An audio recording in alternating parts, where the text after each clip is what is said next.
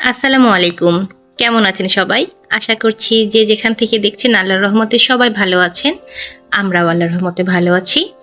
আমার এই চ্যানেলের আজকের প্রথম ব্লগ আমি তৈরি করেছি।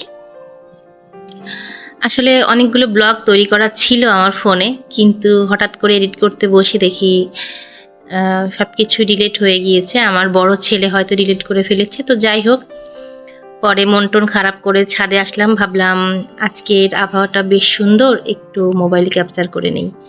তো যে ভাবা সেই কাজ, ক্যামেরাটা অন করলাম।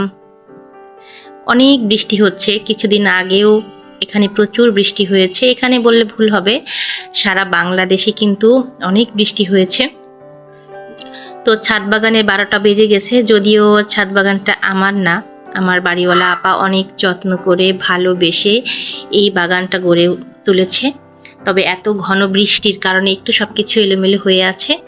আজকে দিনটা বৃষ্টি হয়নি, অথচ এখন খুব মেঘলা হয়ে আছে আকাশটা। আর চারপাশটা আপনাদেরকে একটু দেখিয়ে দেই।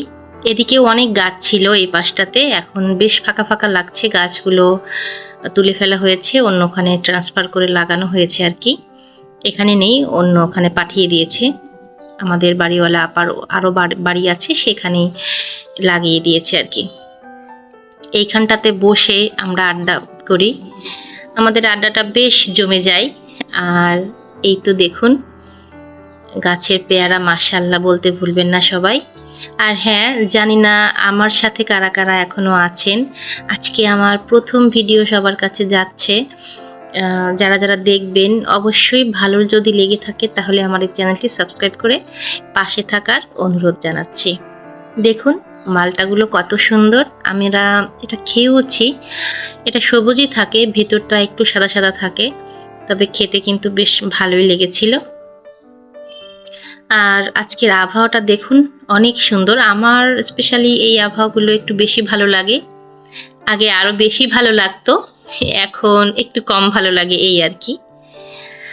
আগে যখন শুধু কারো সন্তান ছিলাম তখন বেশি ভালো লাগতো, আর এখন যেহেতু কারো মা হয়েছি এখন একটু কম ভালো লাগে। গাছে মাশাআল্লাহ লেবু হয়েছে ভালো। এ পাশটাতেও অনেক গাছগাছালি ছিল। আসলে এই যে বললাম না, টানা বৃষ্টিতে সবকিছু এলোমেলো হয়ে গিয়েছে এই আর কি। আর হ্যাঁ, আমি কথাটা কেন বললাম যে মা হওয়ার পর একটু কম ভালো লাগে, কারণ যখন আমি শুধু সন্তান ছিলাম মাকে শুধু বলতাম এটা করে দাও ওটা করে দাও, বৃষ্টির দিনে খেয়েছি দিয়েছি আর কাঁথা মুড়ি দিয়ে মনে করেন যে শুয়ে থাকতাম। কিন্তু এখন তো সেটা হয় না, এখন আমার বাচ্চাদের ওই দাবিগুলো আমার পূরণ করা লাগে। তো আসলে এটার মধ্যেও আলাদা একটা আনন্দ আছে, যেটা হয়তো আর আল্লাহ যদি বাঁচিয়ে রাখে আর 2, 4, 5, 10 বছর পরে সেই আনন্দটুকুও আমি পাবো না, তখন আবার অন্য আনন্দের মধ্যে চলে যাব।